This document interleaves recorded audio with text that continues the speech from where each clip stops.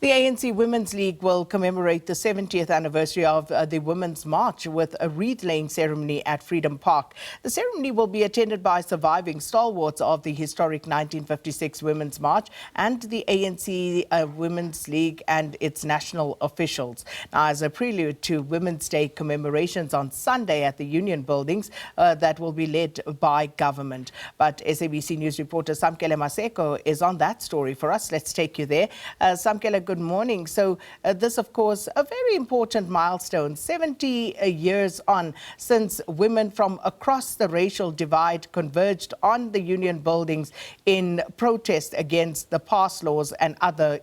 women and human rights. But talk to us about what to expect today.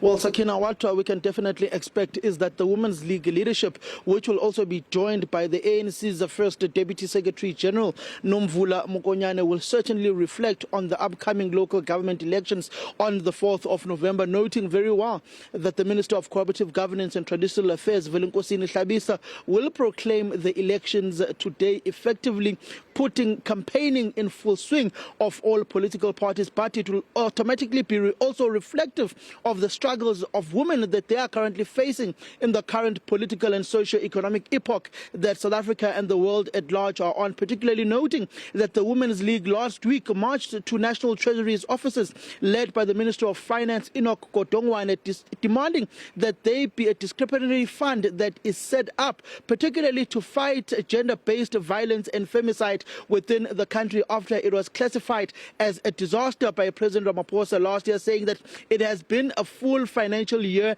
and there's been no resources allocated, particularly to the fight of gender-based violence and femicide in the country, saying that there is a genocide against innocent women that are now being killed by their partners and by men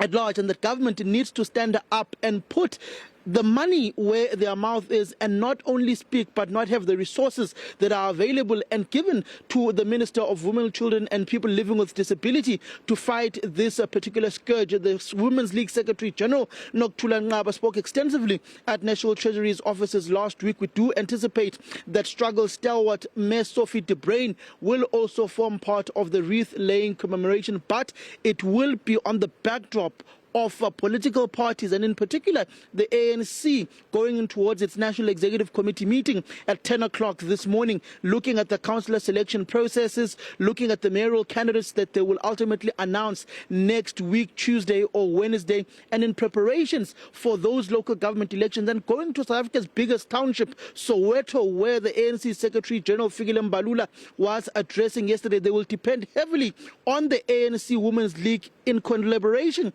with the memory and the struggles of that particular generation 70 years ago that went to the Union Buildings, encompassing all races, fighting against the DOM pass laws that were there within the country to anchor the upcoming local government elections campaign, where they are predicted to dip below 40% at about 36%, Sakina.